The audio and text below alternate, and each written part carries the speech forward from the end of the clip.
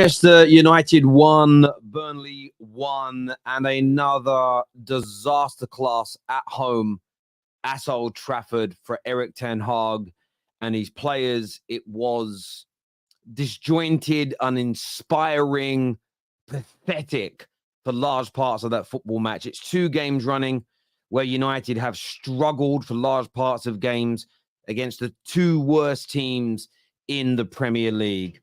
And unlike some fans of some clubs who will blindly make excuses, there is none that can be made today for this Manchester United team. Yes, there were some penalty decisions that could have gone our way. I thought Garnacho was clipped when it was still 0-0. The handball isn't a handball for me, but very similar to AWB's, whose arm was by his side. So we'll call out the consistency on that. But I am really focusing here at a home performance from a squad put together with hundreds of millions of pounds, a squad paid tens of millions of pounds per month, and they dropped an absolute abomination of a performance. The midfield being run through because everybody commits forward. The polo midfield still exists. The Grand Canyon midfield is still here. And that is on the manager and how we are drilled. We start off well for the opening 20 minutes. But then as soon as Burnley settle and start moving the ball around, we have no answers because, in my personal opinion, we are not well drilled enough. We are simply not. We are simply so poorly coached and put together. I'm not surprised we saw what we did today. We even take the lead late on, and you would say we probably didn't deserve the lead, but we capitalized upon a mistake. Anthony scored, really good goal. But can this Manchester United team see it through? Has this Man United team been developed, coached, nurtured to have a strong stomach? No, we're bottle jobs. We're shocking. Another brain fart moment from Onana. And I know he kept us in the game today with lots of saves. And I respect him for that. But goalkeepers are like the reverse of a striker. A striker can miss 1, 2, 3, 4, 5 chances, get the winner. You're a hero. For a goalkeeper, there's no point in making the abundance of saves that he does just to consistently have brain farts that cost us games, cost us points, cost us places in competitions. Over the course of this season, it isn't the first time that Onana has done what he did in the game. Against Wolves, we just got lucky. Today, the luck for Onana run out and a penalty was given. 2 or 3 times in the Premier done it this year, and he has got away with it. And VAR and the referees got that decision correct. But it all boils down to Man United, as I say, fundamentally being terribly put together, having no style of football. And to break that down, if people really want to go there, I'm just talking about a team that has a way of playing where there is a confidence within them that no matter what's going on in the game, they can get hold of the ball, they can command respect, they can work the ball to the edge of the box and break teams down. As soon as the pressure becomes on top of this team, we can't pass, we can't find a man, there is no shape, everybody is disjointed. Then you get to the individual performances, and today is one of those days where nobody, and I know Anthony scored a goal, but there isn't a single player that gets an ounce of praise because I think they were all, to a large degree, shocking. You'll all be able to name moments. Oh, this was good. That was a good clearance. That was a good tackle. That was a great pass. And everybody had that. Bruno had some good passes, but overall it was poor. Defensively, we had loads of good blocks and everything else, but caught out of position too much. The midfield, it didn't work in any capacity. And then even the substitutions. It does look like Scott McTominay's picked up an ACL injury, so I wish him all the best. I don't think he's a great player, but I never want to see anybody hurt. But then we make the substitutions, and Rasmus was having a poor game. But we know if we create him a chance, he'll score. You take him off. We need some control on the ball. So you take Mainoo off. You leave on Eriksen, who, by the way, did nothing. His legs were gone by then. The decision-making from the manager was horrendous. But the players collectively, poor AWB today. Fuck my life. Jesus Christ, he was bad. In fairness, Delo was in his weaker position. He weren't much better on the left-hand side. Onana, I've mentioned, clown. Absolute clown. Eriksen's legs are gone. Bruno today, look, he did his usual creating, but I felt as the game went on, that was one of those substitutions today where I looked at Bruno and thought, bring on Mount. It wasn't quite happening for Bruno Fernandes today, so make a change 70 minutes in. Give us something new. Give us something different. Didn't bother to do it, did he? And Garnacho, young, but, wasteful today. A thorn in their side, but wasteful. I just wasn't impressed with anybody particularly. Some had disaster classes like AWB. Others just weren't quite at the races. But overall, our biggest problem is how we're constructed, how we're put together. The fact that a team that's going to get relegated play better football than us.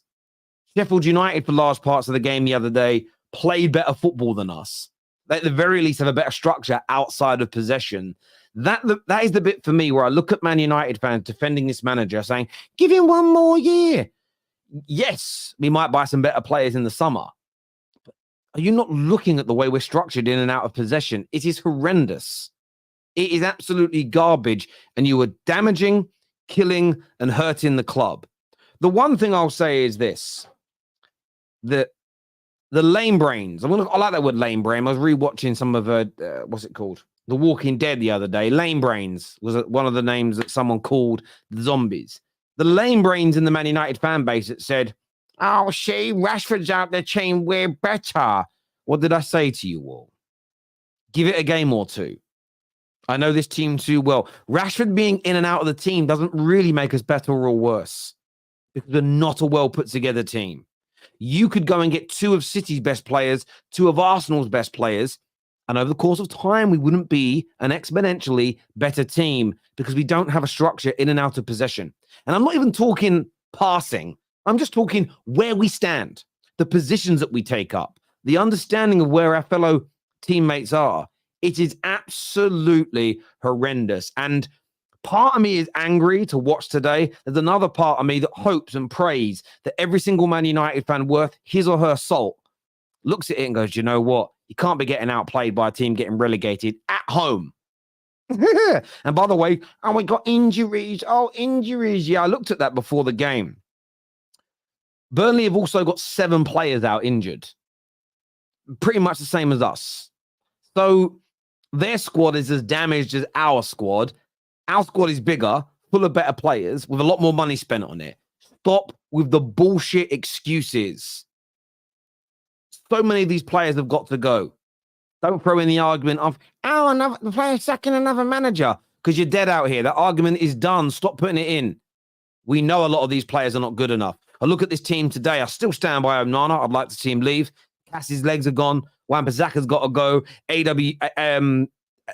Wan-Bissaka's got to go, as I mentioned. Maguire. Anthony isn't good enough as an example. The likes of Rasmus and Garnacho, I wouldn't mind them staying, but I think we should buy experience to go ahead of them right now. So many members of this team have got to go. I'm not denying that. But anybody standing behind this manager, I genuinely mean this. You are hurting Manchester United Football Club. If you get your way, it's another write-off of a season next year because he just isn't cut out for this league. His system may work in Holland. It may work in Portugal. It may work in Spain. But the proof is in the pudding. We are horrendous. If I had my way, I would sack him tonight. Bring in an interim for the FA Cup final. Genuinely, Man City are going to absolutely pillage us. It's going to be a pillaging. It is going to be, I can't use certain words online, but it's going to be horrendous what they are going to do to us.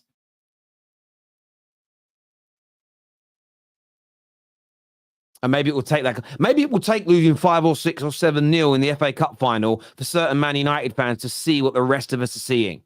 I understand and I get this. I've got to back my team. I've got to be loyal. It isn't backing your team. And I'm going to give this example again as much as it triggers people. Heaven forbid any one of my 3 beautiful children ever ends up having a drug problem.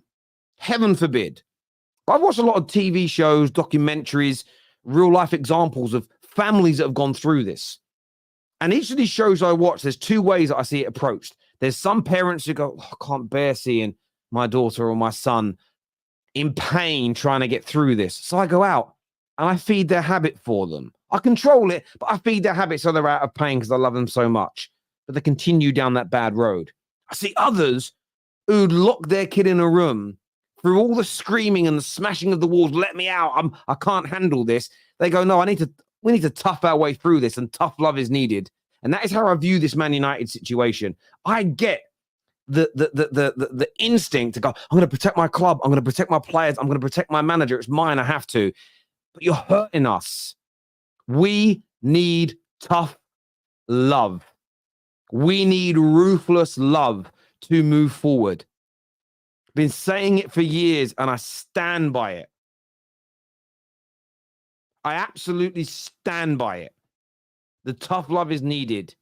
You go cold turkey, you sweat it out. We get you into rehab, but I ain't buying it for you. The worst thing is I'm not going to feed your habit.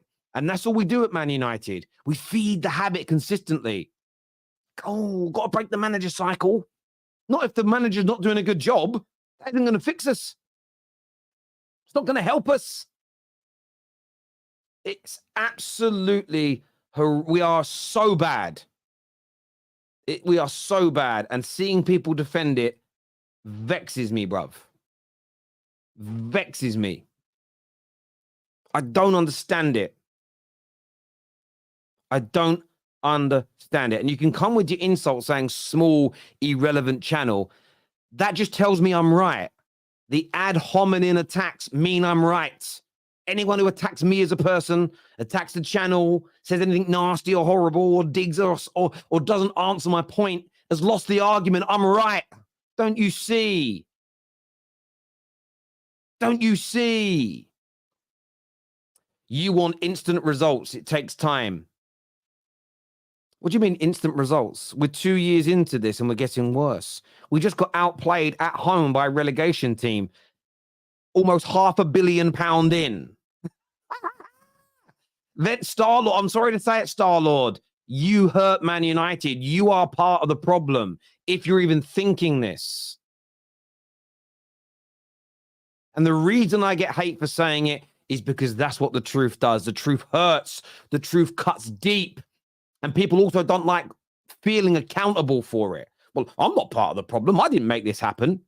Listen, everyone knows my stance. Anyone who's given the Glazers money in the last decade, that includes me, is part of this problem. We have all fed this shit that we are seeing right now. And now there's an opportunity to clear it all out in the summer and start again. And people don't want to do it. Stockholm syndrome, bruv. You've got Stockholm syndrome. Legit. You hear about these people that get kidnapped? They fall in love with their kidnapper. That's you, man. You have fallen in love with it. Maybe it's the dopamine release you get from defending the club. Maybe it's you quite like the club being in a bad place because you get to rant and moan. I don't want this. I want to be able to sit here and smile. I want to be able to gloat a little bit. Not too much. Gloating's a bit of a, it's a bit icky. People that gloat, but a little bit. Hey, I want to be able to celebrate. I want to look forward to a game. Some of you, I think, are addicted to the pain. Some of you, I think, have fallen in love with these Glazers. And you go, oh, no, let's keep the manager. Well, let's fucking get Ed Woodward back at the same time, eh? Let's keep all the players that are not good enough. Yeah, that'll work. Jesus Christ. Sorry to blaspheme, but at the end of the day, I think he's the only one that'll understand. Maybe if he parts a cloud and talks to you, you'll get it. I don't know. Mental. He won't do that just for me. I know I'm special, but not that special. As a man, I have nothing but respect for you, Terry. Thank you, Paul. I appreciate that. Thank you. To Ten Hag defenders, there's so many things going against him, but please tell us, is he showing any reason why he should stay? This is the point I would make. You would sign none of those Burnley players to fix our team, but they play better football than us. So even with the injuries and all the problems, we should be able to play better football than we do. That is just the facts. We're a better team than Chelsea in terms of quality of players. That's why we're ahead of them in the league. They play better football than we do because a lot of their players are bought into their manager. We're done. Terry, please go to bed. No manager is doing anything with these players. There's a reason Ralph Ragnick called for open heart surgery. 10 players in, 10 out. Again, I agree with the player sentiment. Not in one summer. That would be horrendous.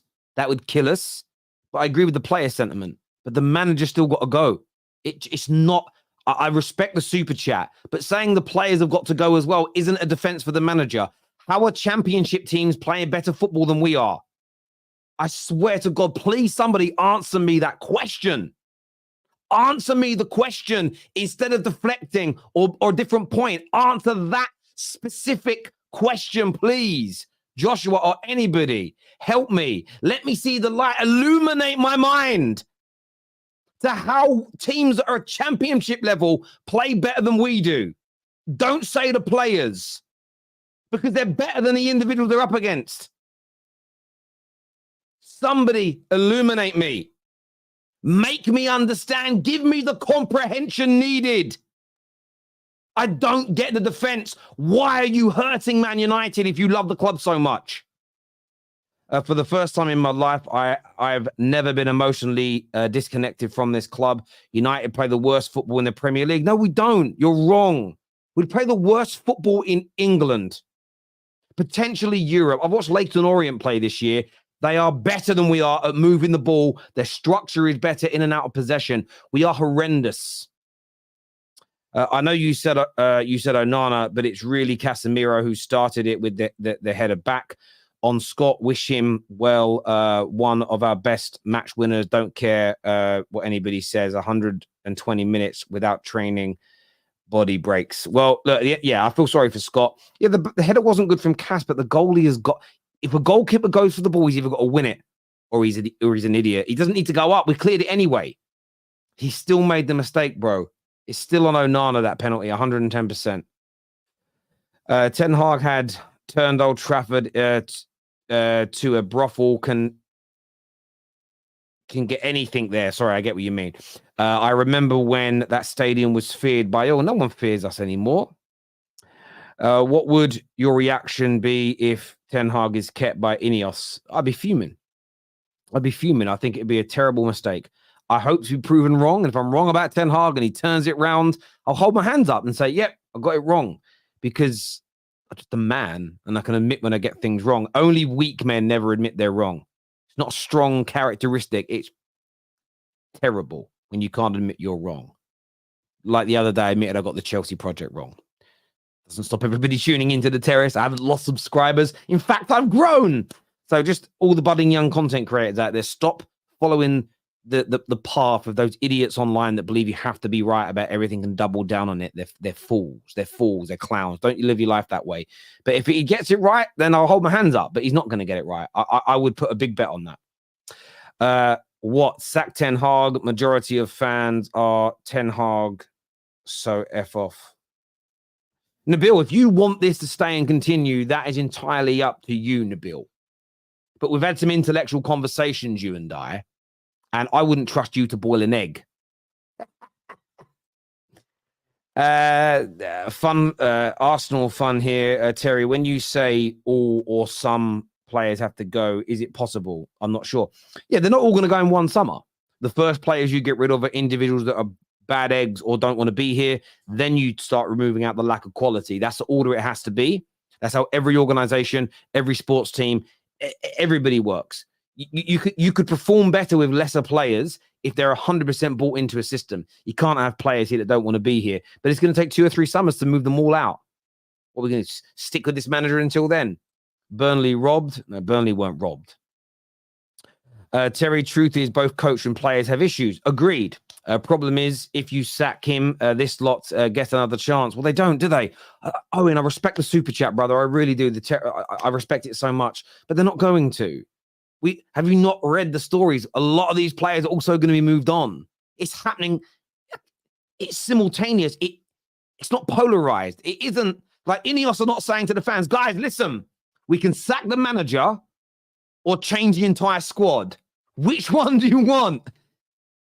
That's not the options here. The options are change the squad and keep the manager, or change the manager and change the squad. Not either. Come on now. This is no blame on Onana. I have to stop reading after that, my friend. I don't want to be disrespectful. How can you not blame Onana for missing the ball and punching someone in the face? irrespective of his saves. The team doesn't protect him at all. No excuse for what he did. The goal is on Casemiro, partly maybe, but you can't. He ain't resolved the blame for me. I'm really sorry to say that. Nathan, you are right with the clear out. We needed it at Arsenal, and look at us now. Only difference is I saw a vision under Mikel. I can't say that under Ten Hag. Exactly. How do you say sack Ten Hag? We did enough to win. Oh my God. We were lucky to be leading. A poor back pass, and we have superior quality. We're 1-0 up. Imagine getting dominated at home by Burnley and saying there's no issue with the manager. Had multiple chances in Casemiro to do that. Now, listen, I have blamed the players for their individual performance. Don't ignore that element of what I've said. But the manager's system is arse, bruv. It is arse. Unwashed, sweaty arse, bruv. Let's just cut the ball shit. Equally, I've criticized these players. So not pretend I'm polarizing things here. I just don't get how Burnley can control a game and have the majority of possession at Old Trafford in 2024. Well, I can. It's very simplistic. We are not drilled to maintain possession. We have holes all over the pitch because our shape is bad, and everybody exploits it. But just the players. It's just the players. It's just the players. Yeah? My God. I respect you all. I respect the super chats, but my word, we damage our own football club so much. Panel time now. We've got Mo, we've got KJ, we've got Skye and Michael on the line with us here. Welcome back, everyone. I'm not in a very good mood. I'm handing over to KJ. We are relegation. Say it with me, people. We are relegation. Because you saw two relegation teams go head-to-head, and guess what? There was a draw. Guess what? It was a basketball match. Guess what? Both teams had an XG of at least 2. The way that we play is in line with Burnley. It's in line with Luton. It's in line with Sheffield United, who have officially been relegated today, who've been beaten by 5-1 by Newcastle. We got to go to Newcastle. We got to go play Newcastle. We got Brighton left, Crystal Palace, Arsenal, and of course, Man City in the final. No one can sit here and tell me that the way that we play, the way that we are coached, the way that these players are as profiles will even get us a single point in these games. We can lose all 5. We have 5 games left of the season, thank God, but we can lose all 5. And no one can give me an answer of how we're gonna get through. I don't care about injuries no more. KJ, I don't know why you're shocked. Like, why you're Terry shocked? One second, bro. It's not shock. It's not shock. We know what it is. But as an Inter fan, you can sit there and be happy because you won the league. But when you guys weren't winning leagues, when you guys were in the pits, you was fuming at every result. So let us have this time. So 2 seconds, please. We have been out profiled. We've been out squad built by Burnley.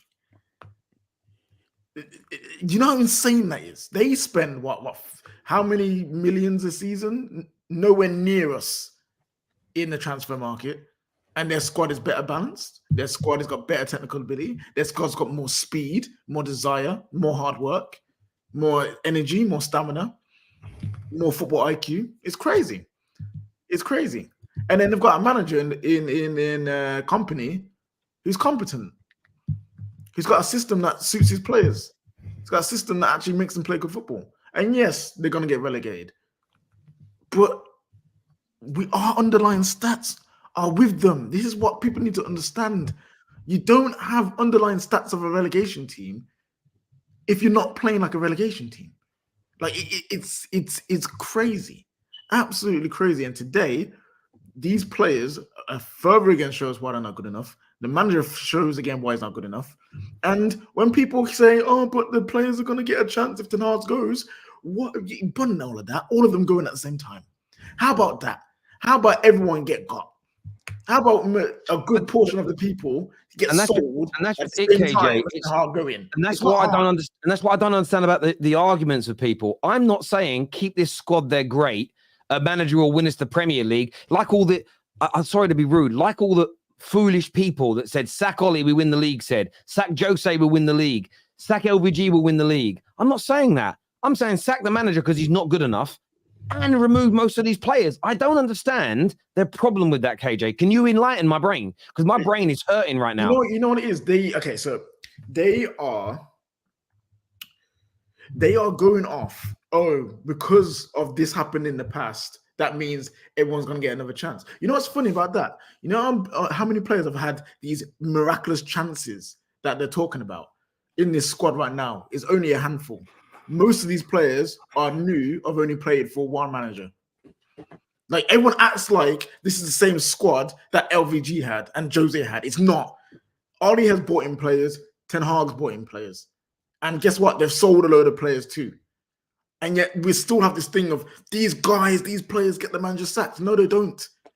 The managers get themselves sacked and the players get themselves sold because the guys they're just not good enough.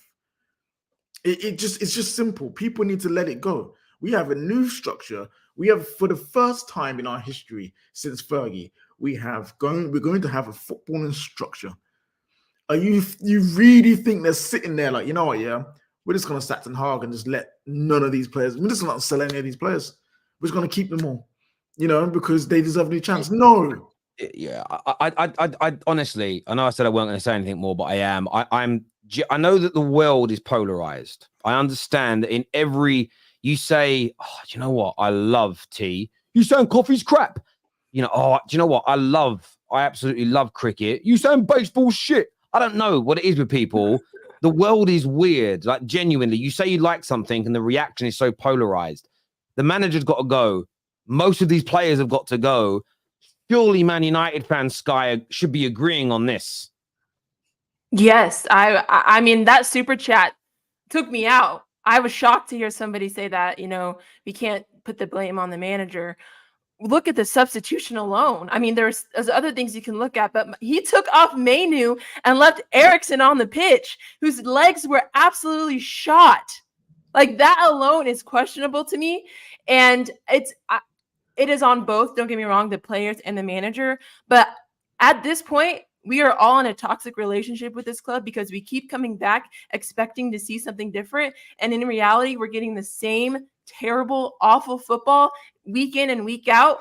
Newcastle, who's 1 point behind us now, okay, beat Sheffield 5-1, and we could barely beat them. We drew 2-2 on Wednesday. This is a problem. I'm embarrassed, and I don't understand how people can actually genuinely back the football that they're watching with this manager. It is unacceptable for Man United to look like this. We are struggling against relegation side teams. This is not okay.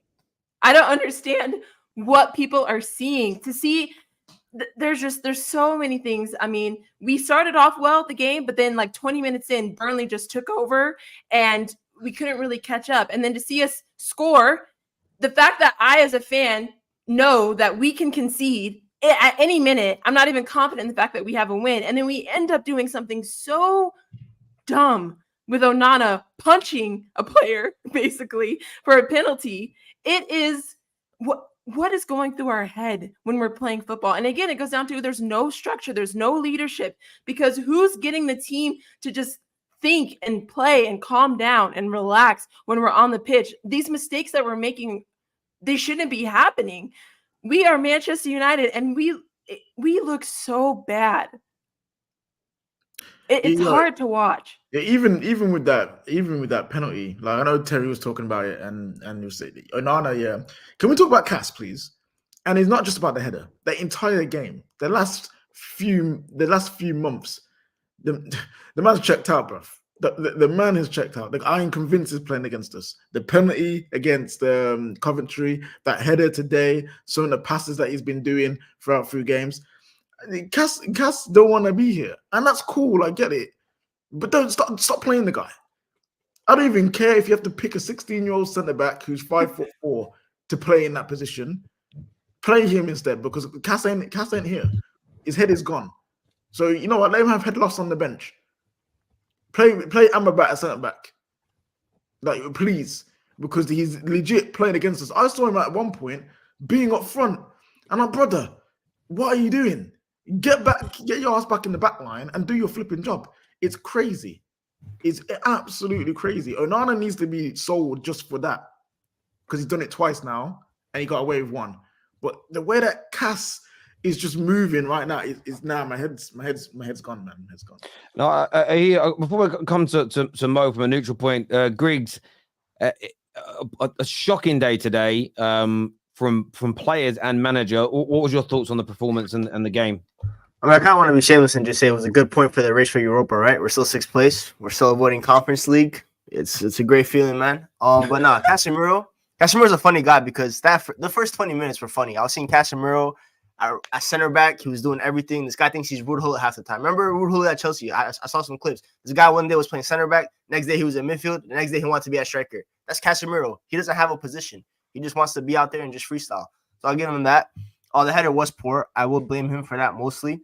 I think Onana, obviously, he's a rash goalkeeper, right? When he makes decisions, he doesn't really think half the time. He's like, I'm just going to do whatever. But to be fair, he did make a lot of saves. And if it wasn't for him, we probably could have lost like 4-2 today. So I'll give him that benefit. Wan-Bissaka, just go no, bro. Crystal Palace. I'm begging Crystal Palace. Go get him back, man. 25. Have you seen the border play? The border. I know they do play good ball. I was gonna actually mention that because look at Crystal Palace, right? Olivier Glasner came in, the former Frankfurt manager, came into the club. Within a month, he has been playing champagne football. I'm seeing Adam Morton, the guy they got from Blackburn. He's playing like one of the best midfielders in the league. He dominated Bruno G on I think was it Wednesday. Today against Fulham, dominated that midfield again. That's class. I'm seeing that Munoz right back. Mateta is looking like a top goal, like a good goal scorer. Look at what he's doing, and look at us. Today, I saw a substitution when was it like 60th minute when we brought on was it McTominay and Ahmad, and I saw Ahmad play false line. I saw Anthony play false line. I saw Bruno play false line in the span of 20 minutes. That's just a manager that has no idea. He generally has no clue what he's doing. McTominay, it looks like he got injured. I feel bad for him because obviously he was meant to be crucial for Scotland in the Euros. And why did you bring on McTominay? You have two midfielders on the bench because Mason Mount was available today. Mount and Amrabat. You could have taken off Eriksson, and if you really want to take off Mainoo because he's playing a lot of minutes, you could have brought on Amrabat for the 6, and you could have brought on Mount to play the 8, and you could have had Bruno in the 10. You could have done that. But instead, you brought on McTominay, who's been injured for the last couple of weeks. We all know that. It's been said that he hasn't really been doing in training. But you brought him on to save you against Burnley. Because Burnley, by the way, for the first 20 minutes, they saw they were playing United, and they said, okay, we'll respect them a little bit.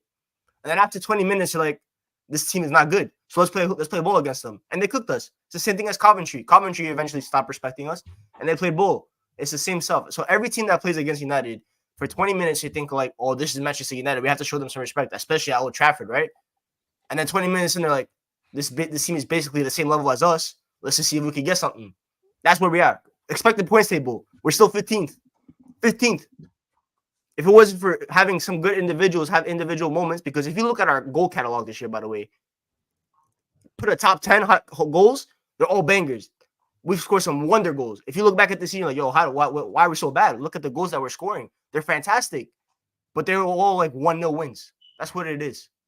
This team is just so interim, man. Ole gonna show Scott, man. I know KJ brought up that point last week. Wait.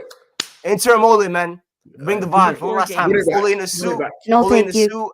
FA Cup final. We got something, man. Oli Remontada, come on, man. Redemption is there. I want to ask you all a question. I put this on Twitter about 10 minutes ago, and it's getting a lot of, I'm not saying bites or nibbles on purpose, but it's getting a lot of you being reactionary.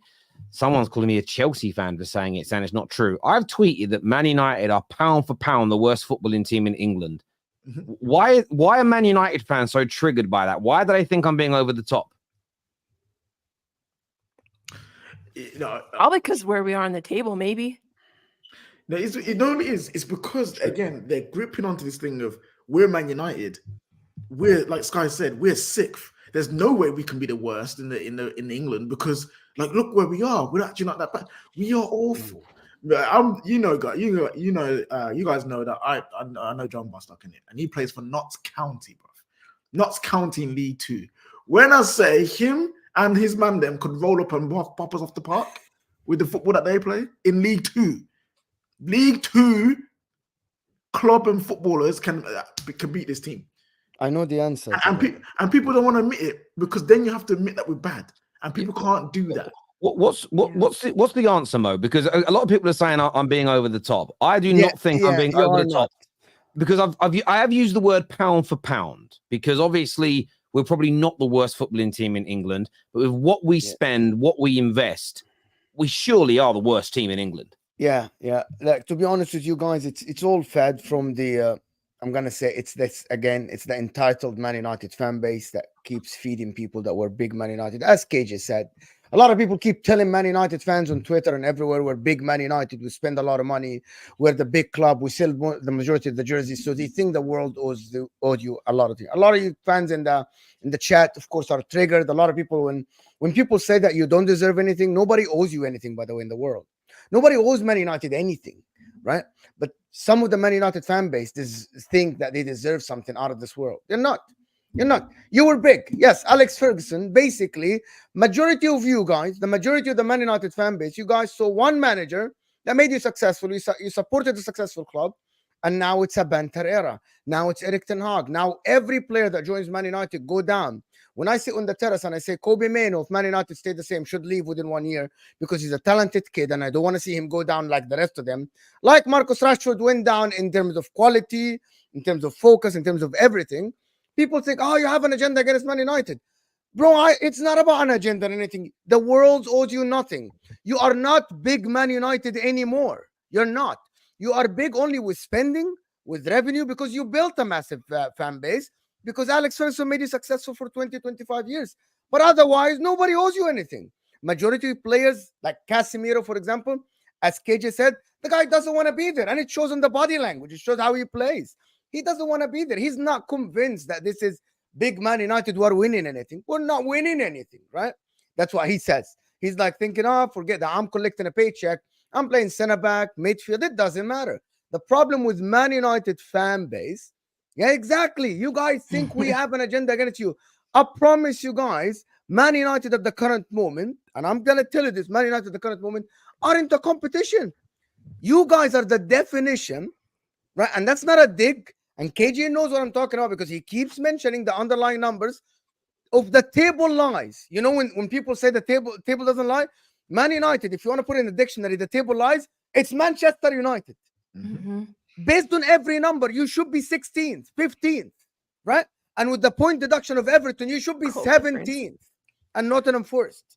You literally should be there. People think that because you're big, and I'm going to call out all, majority of the Man United, content creators out there, that some of you keep feeding the narrative of we are big Man United. We spend a lot of money. We deserve something.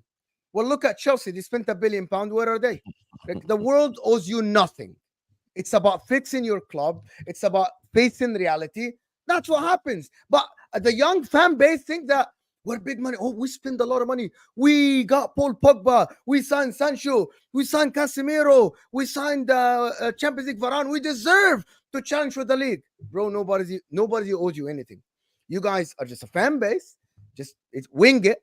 Enjoy it until it's fixed or it's not fixed. You might go into the hole, right?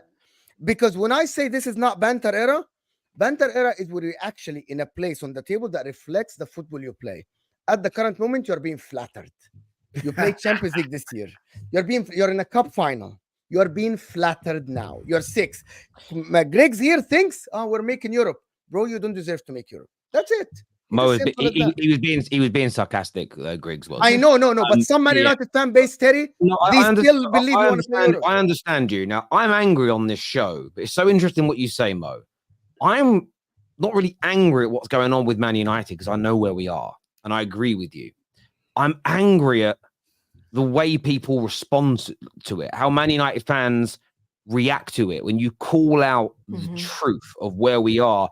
The way it gets defended, it's absolutely horrendous from my point of view. We need a reset. There's a comment that came through. I'm going to do super chats in a minute, but a comment came through and it said they aren't used to going through bad times to get to good. Well, that's not true. My generation of Man United fans was born into the bad times. But anyway, being patient is a lost art. They think it's FIFA career mode, like they can control real life. Now, I understand with you that that's how some people behave. Certain Man United fans, and I'm not going to name who they are because I don't want to start any beefs, but 3, 4, 5 managers running that said, sack this manager and we get better. Sack this manager, this squad wins the league. I've debated some of them live on air, some of them I've not made content with, but I told everybody they were wrong. That if the new manager doesn't have a complete change in the system, the way we're run, no matter how well they start, no matter what we do, you're going to fall away. I thought Ten Hag started very well, won us a trophy. But as I said, go back and watch the match reaction when we won the Carabao Cup. If we don't get the new owners in soon, it will start to fall away. Unfortunately, it took so long to get the deal for Ineos that by the time it's happened, the rot has set into this manager as well. So it isn't the same monologue with every manager. For me, what I've said about every manager is that just sacking the manager and not changing the way the club is run will make no difference in the medium to long term. That has been proven right every single time. What I find so staggering about this situation is that we are changing everything behind the scenes. And this seems to be the one time where Man United fans don't want to sack a manager. I am baffled. It is absolute. It feels to me like people just, I don't know what this is. I feel like people think it's cool to just go against, I don't even know the word cool is cool anymore. The contrarian. It's cool. Yeah, I'm going to go against the grain. I'm going to go, whatever is unpopular is what I'm going to do because I want to stand out. And it's crazy to me. This is the one time we should be advocating for a complete clear out from top to bottom to start again from fresh. But yet this time round, we want to keep all the crap. It doesn't make any sense to me. Sophia, welcome back to the show. Give us your thoughts and feelings, please.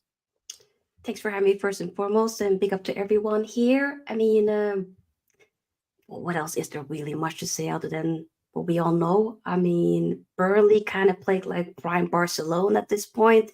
It gave me back to the 09 to the 011 times. Was this Piola I was seeing? Was this Yaya Toure, Ronaldinho on the pitch? I don't know. But we made them look incredible. I mean, and also with, I don't want to scapegoat Onana. He had an incredible game. Sometimes he'd be having these bozo moments that irks me, really. But either way, I also feel like it was maybe, like you sometimes be saying, Terry, you'd be mentioning out in the whole, the footballing gods.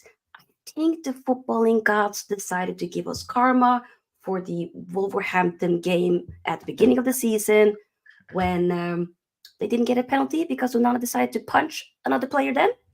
So they were like, you know what? Let's make sure that United don't get away with this again. And we didn't deserve to win. Burnley 100% at least did deserve to get a point, maybe even win. Both the goals were mistakes from both teams. And I would say maybe the first 20 minutes we played decent. But after that, not much at all. Burnley, if they had proper shooting boots on, maybe they probably should have scored more goals. I think Company also made a mistake by subbing out Fofana early on, in my opinion, and keeping the Forsen guy. But either way. And yeah, we just weren't good. I'm just counting the games left. 4 more games left of the season. And then we're done. And then it's, of course, the FA Cup game. Most likely we won't be winning that. But we'll see. You never know. If he's not there, then maybe we have a chance. Darren Fletcher for the manager job is what I'm going to say. Just for internet. The FA Cup there don't count as a game. It's literally just, I would rather forfeit 3-0 than get embarrassed by these flipping citizens next door, man. Like it's a joke. And I'm actually looking forward to next season. I'm actually looking forward to the summer because I know change is coming. Now, Man United, lots of rivals and some Man United fans say, oh, it's all more of the same. It's all like Mo was saying, it's all PR that's going on right now at Man United with the structure stuff. But I genuinely believe that we won't be, hey, listen, we probably won't be good still. I'm not saying we're going to turn into flipping Man City 2.0 because we got 2 men from their structure. I'm not saying that. What I'm saying is we'll finally start to see a plan. And that's all we're saying. When people in the comments say, oh, these are entitled Man United fans, they're crying, don't know about patience to expect instant success. No one on here, on this panel, has said, you know what, yeah, we deserve to be winning the Premier League. No one's saying that.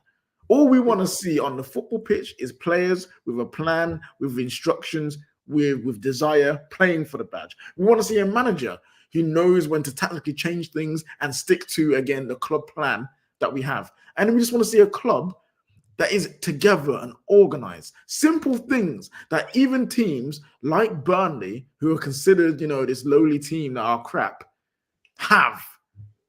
That's all we're asking for. That's all we would want to see. Oh, and absolutely. Patience is easier to come by when you believe in what you're seeing. Mm-hmm. Because we don't believe in what we're seeing from the club, from the manager, and from the players. Mm-hmm. You can't be patient with that. Mm-hmm.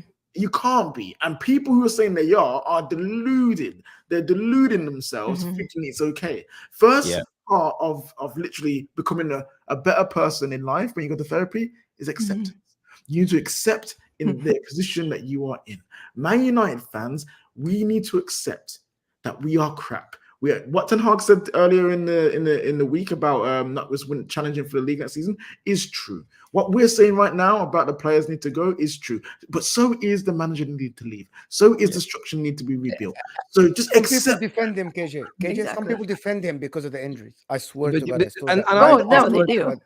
So some people defend KJ. But I understand defending him because of the injuries, but it goes too far because even our reserve squad is better than some of the teams that are getting relegated and they play better football than us.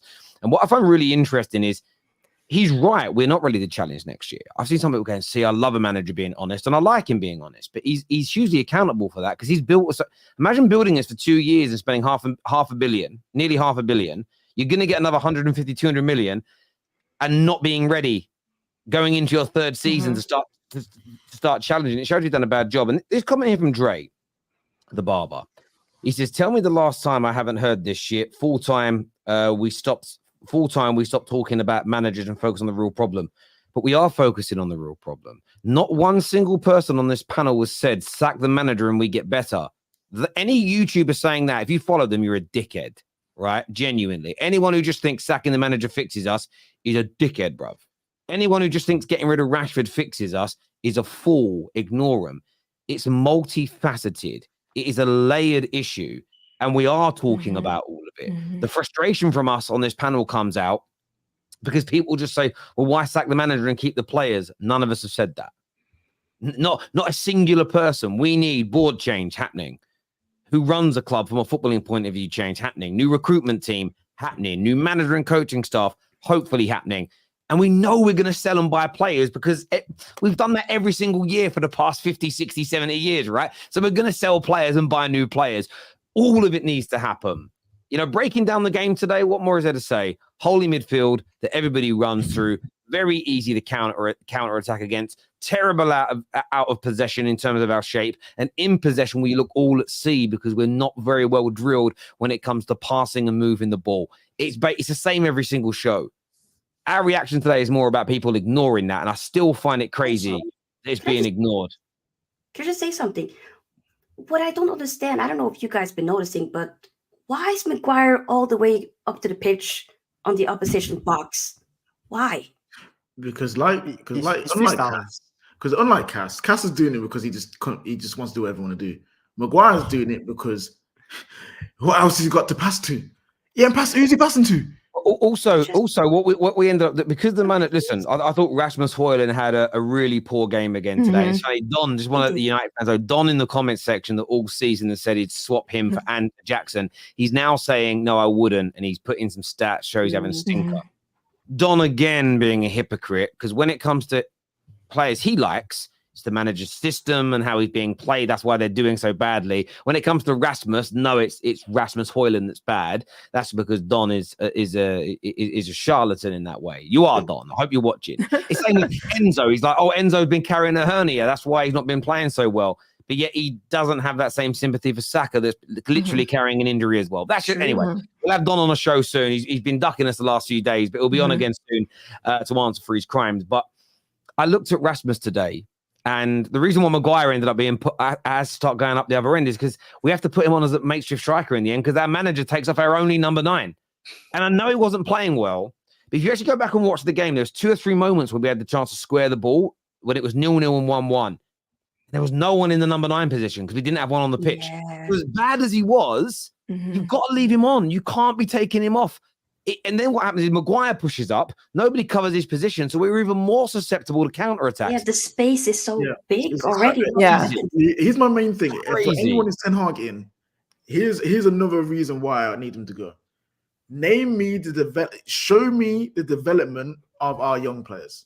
Not how many games they start, not the minutes that they get. Show me the development. Show me how much better Garnacho is from when he got his first debut last season to now, because his first touch is still off. His finishing has been so bad this year. He should have 15 goals this year with the amount of chances that he's been getting and the opportunity according to him. Hasn't improved his finishing. His crossing hasn't improved. His dribbling, taking on man 1v1s has not improved. Rasmus Højlund's hold-up play has not improved. None of his movement hasn't improved. Kobbie Mainoo, we love him, but his defensive play has not improved. His positional awareness defensively has not improved. Why is that? Because we literally send our young players out there on raw talent alone and say, go be the guy. Where is the development? Someone show me how much better they have gotten from their debuts to now.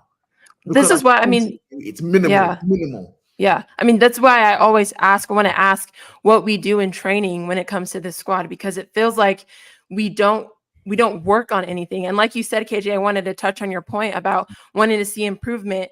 I mean, I don't want to speak for everyone on the channel, but if we would actually see something, if we would see these little improvements in the players, or even just how we pass to one another, or how we can, move the ball around, if we saw these little improvements, we might be able to say, okay, the results aren't coming, but we can see improvement in players. We can see things, we can see positive things.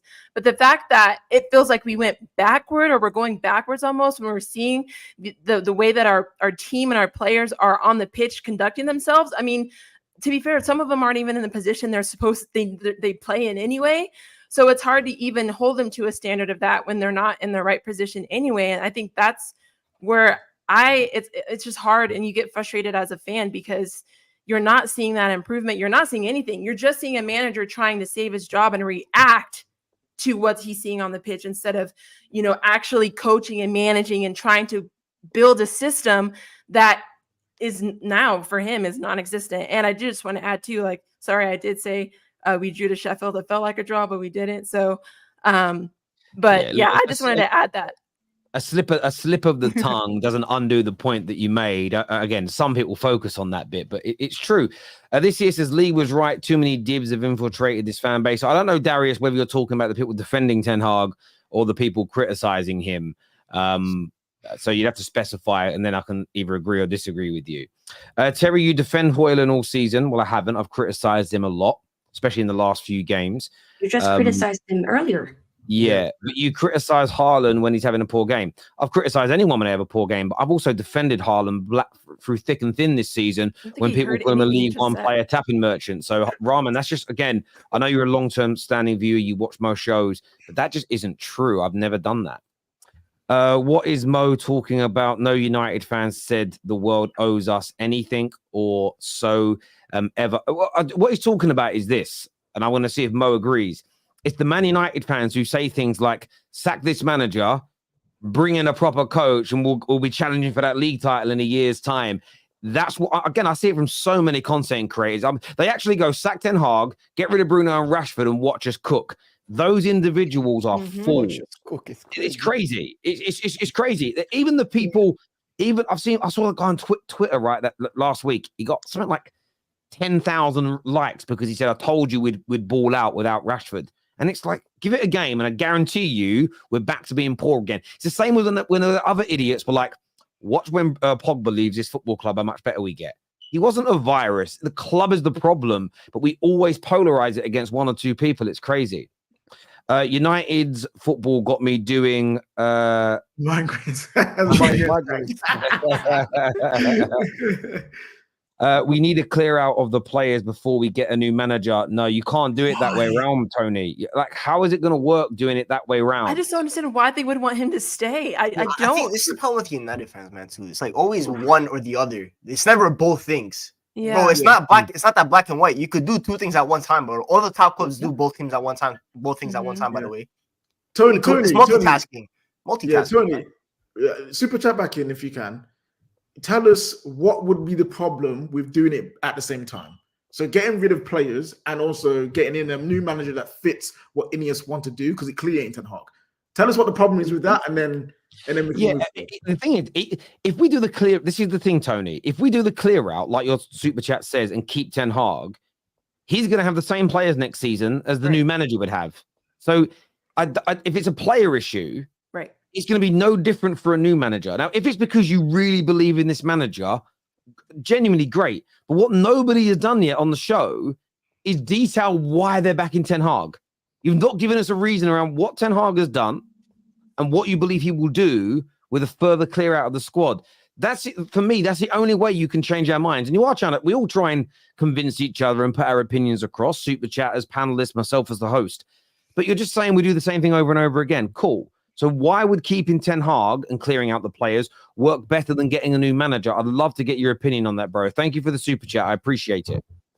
This here says, respect your opinion, mate. I personally like Ten Hag to stay with a good structure like he had at Ajax. If he doesn't work, then fair enough. Sack the doctor. Yeah, I would definitely get rid of the doctor. But ask me why you think it would change with a structure behind him. Because is it? Do you think that it's because he's picked the wrong players, because he hasn't got a great eye test, etc., etc.? Now, you may think that with a structure and with other people picking his players, the football will come together. Please answer me one question within that, Owen. Is that going to fix our midfield in terms of how he sets it up where there is no midfield because it's disjointed from the defense? Because I don't think it matters if we have the best two central midfielders in the world. If you have that much space in between, you're going to get exposed still. But I'd love to get your answer on that, Owen. Thank you, bro. This here says, I would take any player from Arsenal and City's bench over our best players. That's how bad we are. Ten Hag, go away and take all these players with you. It's pretty fair, to be honest. Haaland is just another McTominay. If he does not score, doesn't add anything to the game. Yeah, he's been really poor recently. He has been really, really poor recently. But again, this is what I'm holding on to. Ten Hag himself. This has all come out via The Athletic, stated we want Højlund. But their belief was when they were signing him, he's 18 months to 2 years away from being ready to lead the line for Man United. They were buying him as a future investment. But this season, he's had to play every single game because we didn't go and get that senior striker alongside him as well. So when you sign a player where you say he's really raw, it's going to take 2 years to get him to his best, and you throw him in and all the expectations, of course there's going to be up and down games. He isn't a Haaland. He isn't an Mbappe that at a young age was almost complete and brilliant and amazing. He's someone that needs development. The fact that Man United knew that he would not be the finished article year one, maybe not even year two, and he was for the future, that tells me everything I need to know about how poorly run we were. You can't sign that guy to be your main number 9 if you don't think he's going to be ready for 2 years. It's crazy. I swear, it's like if you go to a shop, I like bananas. If you want to eat a banana now, though, you don't buy the green when they're still green because they're not ripe enough. You don't. You can't eat them. They taste horrible when they're that color, right? And that's what Man United have done. We've bought something that isn't ripe, that isn't ready. We knew it wasn't ripe and ready, and now we're all moaning about it. It's crazy. KJ, the more we play, the more I want interim Ollie. I'm so glad people are seeing. I'm so glad people are seeing the vision. People with knowledge and football IQ. No. United need to score 2 or 3 goals against Arsenal to win or draw at Old Trafford with that mid. It's true. It is crazy. As soon as we scored as well, I had a bet on that I put a bet on that we'd win today because of decent odds for once. And I cashed out the second we scored because I knew we'd concede. That's great. I didn't want to. I knew we'd concede. I cashed out straight away. It's the way it is. Terry, I know that Ten Hag gives you a headache, but you've got to keep supporting your team till you see a better days. Oh, I am supporting the team. Supporting doesn't mean saying positive things, though. Support, like again, I support my children through thick and thin, but I tell them off a lot. I support KJ in his job as much as I can, but there are days when I have to tell KJ you got that wrong, or you messed up on that, or that isn't right. Doesn't happen very often because KJ is very, very good at his job, but that's part of support. Support isn't just saying, I love you, you're the best, don't worry about the issue. Support is being hard at times, tough love, being direct. Sometimes it's about being a little bit ruthless as well. You have to get the mixture of those things right, in my very humble opinion. By the way, original base Annie, 15 months as a member of the Football Terrace. Thank you very much indeed for that. Nice. Also, the best cake maker in England as well. This guy makes amazing cakes, so you guys should go check him out. Tuchel in, Barada and Wilcock get rid of the players. Maybe. I don't like Tuchel, but I'm going to respect your opinion. I think Sheffield was our last winner this season. You could be right, but Ten Hag in, eh? You effing trust this team. £30 gone. I won't put a bet on United. He probably too. bet. Yeah. Silly, bro. Should have known better. Fire Ten Hag, get company, De Zerbi, Tuchel, get defensive players, a lot of CBs, right backs, left backs, no more counter-attack football. Sell Cass, Varane, Maguire, Nana, Rash, and Evans. Again, Hey, man, what did Johnny Evans do? Johnny Evans has been all right. He's been all right. He just caught it straight for no reason. And then what you'll get from people go, oh my God, I can't believe you rate Evans more than you rate Varane. That's not the point. Ten Hag in until May the 12th. Is that the day we play Arsenal? Probably. Yeah. That must be an Arsenal fan, right? Yeah. Terry, I saw clips of the under-19s play and they passed the ball better than the United first team. Yep. Why, Andre? Because I've said this for years and people want to ignore it. Man United's academy and reserve team do not play the same brand of football as the first team. There's a disconnect. We're the only top club in this country that does that. Our under 18 team won the. Maybe that's why our under 18s win trophies. Yeah, It's over for you all in 3 to 4 years. Teams are more successful than us. It's crazy. You said we haven't seen Ten Hag with a structure. We haven't. But this is my view. I believe he has been tarnished by the toxicity at the football club. I think he's lost people in the dressing room. I think the players have lost faith in how he wants to play.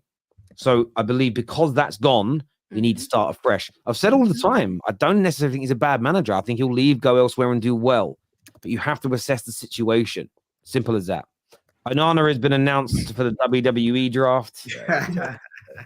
Man United, a point is better than nothing. True. You're in a better place as a team than Chelsea. Fire Ten Hag and sell a lot of players. We don't want to be compared. I think when people say to calm down. No.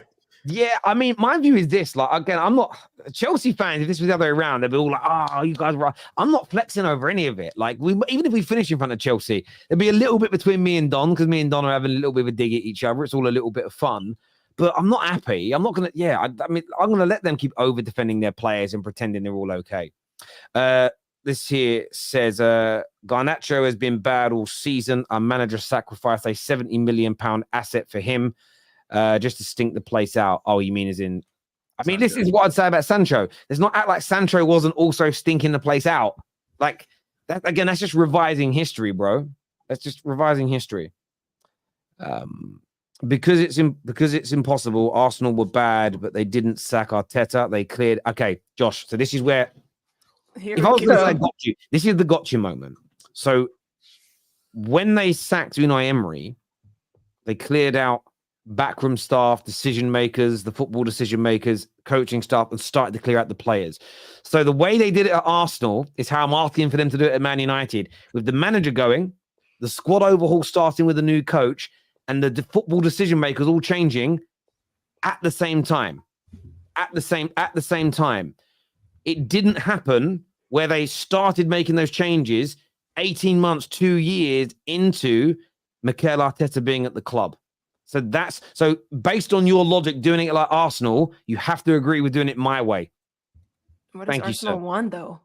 Again, I don't want to do exactly the same as Arsenal. I want it to be better than Arsenal's because I want to win the trophies. Oh, they haven't done anything. Ten Hag inners, I'd like to know if you had the same energy for all the other managers. They say you need better players, but he spent close to 450 million. This is so true. Mick says, swear I'll cry if I see Tuchel, Southgate, or Potter here. Bayern, Chelsea, Dortmund, PSG all sack that bum. Yeah, I feel the same about most of those managers. What's the point of having a manager if fans want him gone after 2 years? We need to play better. Right. They're play better. Obviously. Yeah. Do your job right. United sits 6th. Not Bruno. People forget. Okay. I was in Bruno's not 6. Yeah, listen. By the way, Bruno in the last 4 or 5 games without him, we wouldn't even be 6 anymore. I believe in the manager, but he's not been able to get his first or second choice players in, and the club never backs him fully when he asks, especially in. Listen, if that's your That's logic, just not true. Yeah. you don't think it's true, Grigs? No. Oh no, because if we go by position, Onana was his first choice goalkeeper after De Gea left. He got him in. Mhm. De Jong was his first choice DM. Okay, he didn't get him in, so he pivoted to Casemiro, which is a completely different profile. But that's another discussion for another day. Mason Mount, we could have gotten a bunch of other midfielders. We could have gotten Mateusz Nunes, who City got. We could have gotten Amadou Onana. He was on the offer. Who did Ten Hag choose? Mason Mount. He went to his house, all that kind of stuff, convinced him. Anthony, we went in for him. He was valued at 25 mil by our scouting team. They told him go get another right wing. He said no. We went back in August, paid 80 mil for him, pounds, whatever. That's another one. Højlund was the first choice striker. Eriksson we got on the free. Malacia was his first choice left back to be back up to Luke Shaw. And then who else? Højlund was the first choice striker. You could have gotten someone else. I don't know, maybe. No. Harry Kane was first choice striker. But that was always a very unlikely situation because Daniel Levy was never really. He also chased Amrabat all summer and was on the phone all summer. All summer to get him. By the way, do you know how embarrassing that is to be in the this is the thing. This is the crazy thing. He has had so. I'm not saying he had every number one choice, but he's had so much backing. So much. And he's got it wrong. Yep. He just has. And then he doesn't play them. That's the worst part. I know. Sancho offers more than Garnacho, in my opinion. They both should have been here. No reason for Sancho to be exiled. I hear what you're saying, though. Listen, and I think Sancho has far more ability than Garnacho. I would completely and utterly agree with you. At the same time, that's the way that situation's been handled. Again, it's always proof in the pudding. If you handle it the manager's way, you've got to get better. Fergie got rid of loads of players for good or bad reasons, but typically we carried on winning. If we started getting rid of Stams and Beckhams and Van Nistelrooys and we kept on getting worse, Fergie wouldn't have been around because the club needs to win. So you are judged on your decision making. Yeah, Terry, you know what I did? I put the link in the chat to say, because everyone was saying you need to get people who want Ten Hag in to challenge you. So I put it in the chat for people to come and challenge. Fayaz is backstage, but you're Ten Hag out, right? Are you Ten Hag out? No. Oh, okay. So he's here to challenge our opinion. So let's go. Hey, Why should Ten Hag stay? I want to clarify one thing. I'm not Ten Hag in, but I'm not Ten Hag out. I'm kind of agnostic. At this point, I don't care, to be honest. You're Ten Hag out. Not doubt. I just don't care. At this point, honestly, I really don't care anymore. Honestly, if he's gone, or again, the club is such a mess right now. I'm here to give the point of view of Erik Ten Hag inners because, again, I'm in the States. I speak to a lot of people here who are Erik Ten Hag in. I see him online and so forth. One of the biggest concerns is there is a worry that if Erik Ten Hag is allowed to leave, it's like PTSD where, Van Gaal left and Mourinho left. The players survive. There is that concern. The players, they won't be held accountable. The Glazers are in charge. We won't let the players leave. That Erik Ten Hag, he's going to be the scapegoat for everything that's happening right now, pretty much. That's one of the major concerns people have. I don't believe that. I think Ineos are smarter than that. I think Ineos will allow players to leave. Another thing is financial issues as well. To sack Erik Ten Hag, it's going to cost us £10 million. I think if we sack him right now, it's going to cost us £20 million, if I'm not mistaken. And again, I know we're Manchester United, we have a lot of money and so forth, but it's a concern. We are in a poor position. Ineos, we are really, really poor position, financially speaking. Again, the players on the field, how many players are there are worth real money, to be honest? I mean, there are some, don't get me wrong, but again, it's a complete mess out there. And of course, you have the normal reasons they're going to say, oh, he promotes youth, which again, I think KJ brought this up earlier, that he's bringing up youth right now, but are they advancing? Are they getting better? I don't think they are, to be honest. But again, he has given opportunity for them to rise up. So again, there was Ekbal, he let him leave, for example. There was a few young players who weren't good enough to leave. He has promoted Garnacho, he has promoted Mainoo, he has promoted that defender, what's his name again? Kambaba. His name. Yeah, so there are some. Again, he's got on. I like Højlund, to be honest. He's a young player, so again, he is promoting the youth, I could say. But again, like we were saying earlier, they're not good enough. And